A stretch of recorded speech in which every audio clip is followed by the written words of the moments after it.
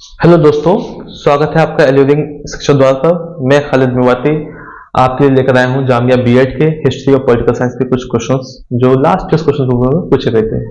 तो आज हम डिस्कस करेंगे जामिया बीएड के 2023 और 24 के क्वेश्चन जो हिस्ट्री और पॉलिटिकल साइंस के हैं, और हम लोग ज्योग्राफी और इकोनॉमिक्स के क्वेश्चन पहले लेक्चर्स में डिस्कस कर चुके हैं। ठीक है, तो क्वेश्चन हमारा यह है कि द टेंट इन हौज खास Delhi was built in 14th century by। तो सबसे पहले मैं डिस्कस कर लूंगा कि 14th सेंचुरी कहते किसको है। ठीक है, तो 14th सेंचुरी का मतलब ये होता है कि कोई भी पीरियड जिस पीरियड में हम लोग ये पीरियड 1300 एडी से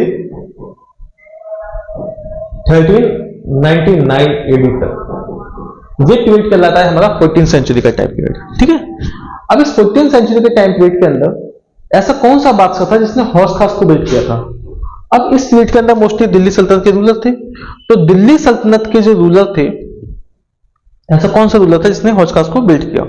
तो सबसे पहले हमें समझना होगा कि इसका जो टाइम पीरियड था कुतुबुद्दीन ऐबक का, वो कुतुबुद्दीन ऐबक थे 1206 से लेकर 1210, यानी कि ये थे 13th सेंचुरी के रूलर। इस पीरियड पे कोई रूलर नहीं था। ठीक है, दूसरे थे इल्तुतमिश 1210 से लेकर 1236 तक। क्लियर, तो ये भी नहीं है, यानी कि ये दोनों तो ऑप्शन में हो ही नहीं सकते। ठीक है, तीसरे हैं हमारे निजामुद्दीन। निजामुद्दीन 13th सेंचुरी के रूलर नहीं थे, 13th सेंचुरी के एक बहुत बड़े सूफी संत थे। ठीक है, तो ये सूफी संत थे।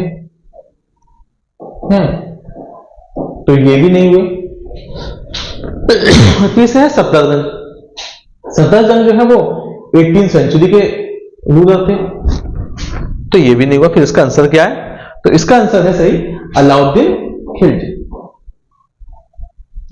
हौज खास को जिसने बनाया था वो थे अलाउद्दीन खिलजी। और अलाउद्दीन खिलजी का जो टाइम पीरियड है वो टाइम पीरियड है बच्चों आपका 1296 से 1296 से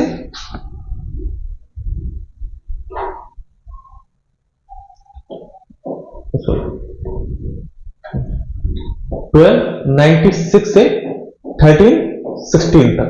ठीक है, तो ये अलाउद्दीन खिलजी का टाइम पीरियड था। तो अलाउद्दीन खिलजी का time period late 30th century से शुरू होकर अर्ली 14th सेंचुरी में खत्म हो जाता है।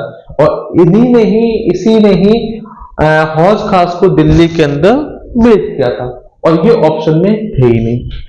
तो जब ऑप्शन में नहीं थे तो इस क्वेश्चन को क्या कर दिया, ओमिटेड कर दिया, खत्म कर दिया गया था। इस क्वेश्चन को मतलब खत्म कर दिया बिल्कुल। ठीक है, ओमिटेड कर दिया था। तो वैसे इसका सही आंसर क्या है? Alauddin Khilji. Clear. Next question पर हम आते हैं। तो नेक्स्ट क्वेश्चन है हमारा कि first expression of nationalism came with the French revolution in कि फ्रेंच रेवोल्यूशन की शुरुआत कब हुई। ये क्वेश्चन बच्चों बड़ा फेमस क्वेश्चन है और बच्चों वाला क्वेश्चन है। इसको मैं बच्चों वाला क्वेश्चन इसलिए कहूंगा क्योंकि बीएड जामिया बीएड में क्वेश्चन पूछा गया है, और ये कौन सी क्लास का क्वेश्चन है? क्लास 9th की हिस्ट्री के फर्स्ट चैप्टर का क्वेश्चन है। ठीक है, क्लास 9th हिस्ट्री के फर्स्ट चैप्टर का क्वेश्चन, और इसमें पूछा गया कि first expression of nationalism with the French revolution in. कब हुआ था फ्रेंच रेवोल्यूशन की शुरुआत? तो फ्रेंच रेवोल्यूशन की शुरुआत जो हुई थी वो हुई थी 1789 में। क्लियर, 1789 में। और 1789 में जो फ्रांस के जो रूलर थे वो कौन थे? लुइस 16। ठीक है, तो लुइस 16 इसके रूलर हुआ करते थे। ठीक है, तो क्वेश्चन क्या आएगा? इससे अक्सर पूछा जाएगा। तो क्वेश्चन ये है कि फ्रेंच रेवोल्यूशन की शुरुआत कब हुई थी? 1789 में। और फ्रेंच रेवोल्यूशन के टाइम में जो रूलर था फ्रांस का वो कौन थे? लुइस 16। क्लियर। नेक्स्ट क्वेश्चन हुआ था द टर्म सफ्रेज मींस, है ना, मताधिकार का अर्थ। अब मताधिकार आप बच्चे सब जानते हैं कि मताधिकार कहते किसको है। एडल्ट सफ्रेज आपने वर्ड सुना होगा कि 18 साल के कोई भी उम्र का बच्चा वोट डाल सकता है। तो इसका मतलब होता है वोट डालना। तो राइट टू वोट इसका सही आंसर है कि the term suffrage means right to vote. Clear. Next question, who founded the Ramakrishna mission? Founded the Ramakrishna Krishna mission. तो रामकृष्ण मिशन की शुरुआत जो की थी बच्चों को की थी बेसिकली स्वामी विवेकानंद ने। स्वामी विवेकानंद ने इसको इस एसोसिएशन को बनाया, इस मूवमेंट को चलाया था। और नेक्स्ट जो हमारे ऑप्शन में है, ऑप्शन से इनसे क्या क्वेश्चन पूछा जाएगा मैं आपको बताऊं कि रविन्द्रनाथ टैगोर ने कौन सी किताब लिखी थी। अक्सर ये क्वेश्चन पूछा जाता है। तो आपके लिखेंगे गीतांजलि, ठीक है। तो गीतांजलि ने लिखा था। महात्मा गांधी से क्विट इंडिया मूवमेंट भी पूछा जा सकता है, नॉन कॉपरेशन मूवमेंट भी पूछा जाता है, महात्मा गांधी के सत्याग्रह मूवमेंट भी पूछा जा सकता है। तो महात्मा गांधी नेशनल फिगर के सबसे बड़े लीडर है, ठीक है। तो इनसे तो काफी क्वेश्चन बन सकते हैं। और ईश्वर चंद्र विद्यासागर ने वुमेन के कॉजेस को लेकर काफी आवाज उठाई थी, उनकी एजुकेशन को लेकर, विडो वे मैरिज एक्ट को लेकर इन्होंने काफी ज्यादा काम किया था, ठीक है। तो क्वेश्चन क्या आया था, रामकृष्ण मिशन को किसने किसने फाउंड किया था? तो आप लिखेंगे स्वामी विवेकानंद ने। क्लियर। नेक्स्ट क्वेश्चन आता है हमारा, Napoleon was defeated by the European power in the year, कि नेपोलियन को यूरोपियन पावर ने कब हराया था? काफी यूरोपियन पावर्स में मिल चुकी थी, ऑस्ट्रिया भी थी, यूके भी, मतलब काफी पावर्स मिलने के बाद में उन्होंने क्या करा, नेपोलियन को लड़ाई में हराया। अब नेपोलियन कौन था? Napoleon was the ruler of France. ये फ्रांस का रूलर भी था, एक तरीके से इलेक्टेड होकर भी आया था, है ना। तो एक लड़ाई हुई थी, बैटल ऑफ वाटरलू, बड़ी फेमस लड़ाई है ना।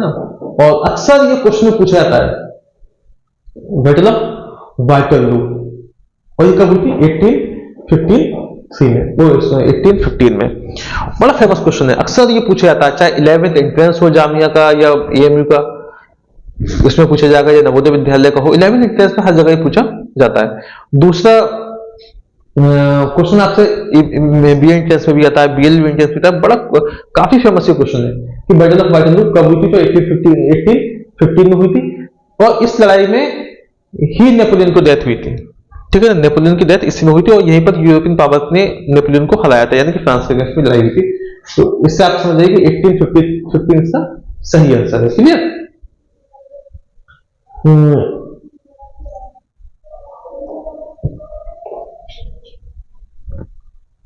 नेक्स्ट क्वेश्चन पे हम आते हैं। तो वो क्वेश्चन हमारा ये है कि the treaty of Constantinople recognise which country as an independent nation? Constantinople ये क्या है? ये एक सिटी का नाम है जहां पर ये समझौता हुआ था। और कहां हुआ था समझौता? इस्तांबुल है। इसको आज हम लोग इस्तांबुल के नाम से जानते हैं। कॉन्स्टेंटिनोपल, कुस्तुनतुनिया भी इसको कहते हैं, और आज के वक्त में हम लोग इस्तांबुल भी इसको कहते हैं।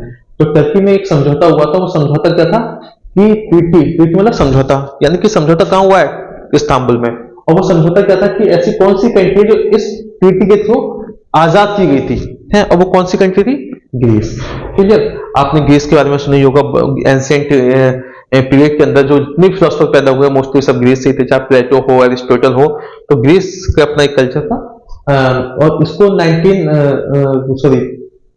ट्रीटी ऑफ कॉन्स्टेंटिनोपल में इसको आजाद किया गया था, ठीक है। नेक्स्ट क्वेश्चन हमारा जो है वो the political symbol I with in the triangle. I with in the triangle, ये हमारा ट्रायंगल बन गया, ये हमारी आई हो गई। इस आई के अंदर अब ये दुनिया को देख रहे हैं, क्या कर रहे हैं? दुनिया को देख रहा है। भाई जाहिर सी बात है, कोई भी एक आंख जो दुनिया को देखेगी तो दुनिया को देख कैसे देखेगी? निगाहों से। कौन सी निगाहें? एजुकेशन की। बगैर एजुकेशन की तो कुछ हो ही नहीं सकता, क्योंकि आपके पास एजुकेशन नहीं है तो आप किसी को देख ही नहीं सकते। ये सब बहकी बात है। आज के वक्त में एजुकेशन वगैरह आदमी अंधा है ना। पहले चल जाता था वक्त कि अभी एजुकेशन नहीं लेनी है, लेकिन आज के वक्त में आपको एजुकेशन लेनी है। विदाउट एजुकेशन आप कुछ नहीं कर सकते, ना घर वालों की मदद कर सकते हो और ना सोसाइटी में आप जिंदा रह सकते हो। और एजुकेशन एक ऐसा हथियार है, डॉक्टर बी.आर. अम्बेडकर कहते थे कि शिक्षा एक ऐसी शेरनी का दूध है जो पिएगा उतना ही दहाड़ेगा, ठीक है।